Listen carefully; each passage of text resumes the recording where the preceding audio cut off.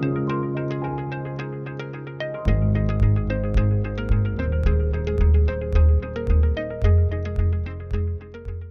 1999, Christine and I, and our two boys, we did our tour to Germany, one of them, and our children were small. Yeah. How old were they? 2 and 4, approximately. 2 and 4, little children, having them along on a tour in Germany. That was not the first one, but I still remember the stress. Christine stayed with the children at our friend's place. Mm-hmm. And I did the concerts. So she usually stayed there, not always. Sometimes she came along. Most of the time I was at people's places. And it was a lot of stress. Traveling from one place to another, and always so unbelievable busy. So many concerts. Sometimes you had Monday free, and the rest was all solid booked out. Mm-hmm. And thank God that He gave me a beautiful wife who was willing to take care of the children when I did the concerts. At that time, you were not playing with me on stage, right? Correct, yeah.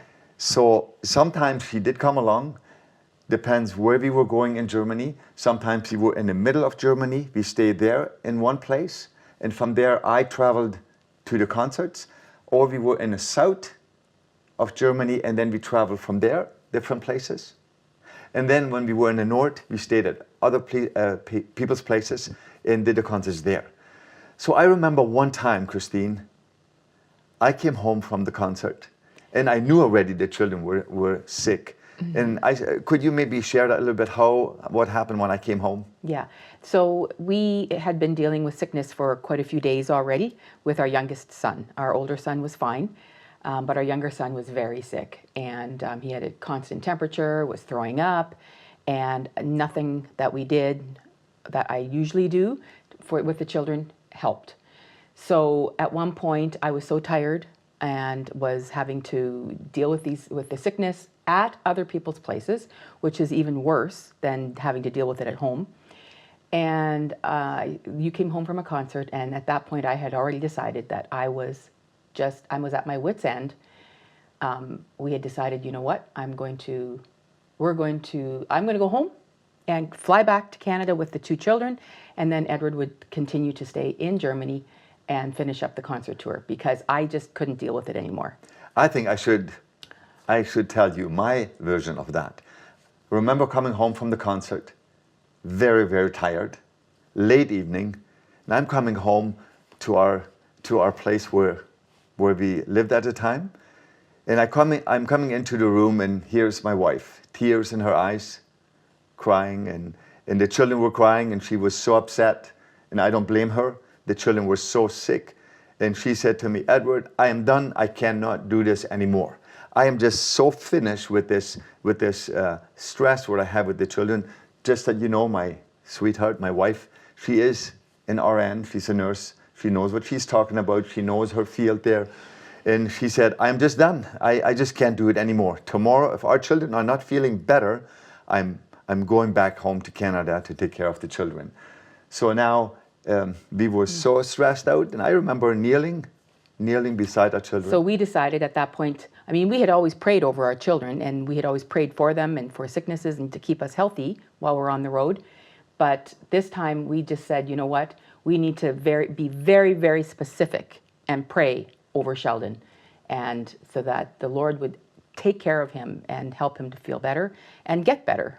And that's exactly what we did. So we kneeled beside our children and we prayed over them. Both of them, but especially for Sheldon. Mm-hmm. And in the morning, God had answered our prayer. Yeah. They were not completely healed, but they felt a lot better. But yes, Sheldon felt so much better, and he looked so much better. At that point, then we decided, I'm going to stay with the children and finish off the tour with Edward. So you see, this is how the Lord works. When we ask Him, He will give it to us. Sometimes it's not easy when we travel. Sometimes it's very hard when you do this kind of tours. Mm-hmm. But the Lord is always there. All those years, He has always answered us. He has never given us more than we could carry, mm-hmm. right? Exactly. So, and then we did another tour quite a few years later. Yes. So our boys were maybe 6 and 8. So our older son, Matthias, he was 8 years old at that point, approximately. And we were at a concert. And again, I still wasn't playing on tour yet at that point, again. And then Edward always introduced us as a family. And I was usually sitting with the children at the back of the church, typically. And we ended up, so Edward always introduced us as a family, sometime during the concert. And so I hadn't realized what was happening, but Edward introduced us. He asked both of us, all three of us, to stand up, myself and our boys. And so I stood up, tried to stand up, could not stand up. Our boys stood up, no problem. They heard what Dad said. They stood up, and I'm there trying to stand up. And then I realized that our older son, I had a top on and a skirt, and in the top it had a tie on it, and he had untied me during the concert, and I hadn't seen it, and he had tied me up to the chairs. In Germany, the chairs are apart from each other, and so there's always a way of tying you up. So he had tied me up on the chair, good and strong, and I tried standing up, but the chair kept coming with me. And oh my goodness, it was so embarrassing. Anyway, I realized what he had done. And yeah, Edward did not understand what was going on at that point. So I am standing in front of this audience, and I'm looking at my wife and my children, and as I always did, like she just said, I introduced my family, and there our boys are getting up, and I'm looking, and I thought, man, Christine, get up. And something happened. People were all looking at them. And later they told me what happened. So that was not good at all. I felt so, if I had known it right then and there, that would have been even worse. But well, later, yeah, but even so, he could have joked about it had he known about it. I'm joking now about it. Yeah. And I have told the story ever since, because Yeah. you always get those funny stories. Mm-hmm. And I always say on stage, the next 2 years, you don't want to talk about that story at all, because it felt so bad. It felt really bad that my children did something like that while Dad is doing a program and encouraging people to follow Jesus.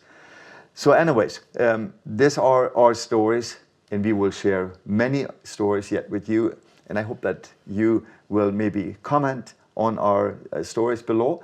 And subscribe. Yeah, subscribe to us and support us, and let us know what you think about the stories.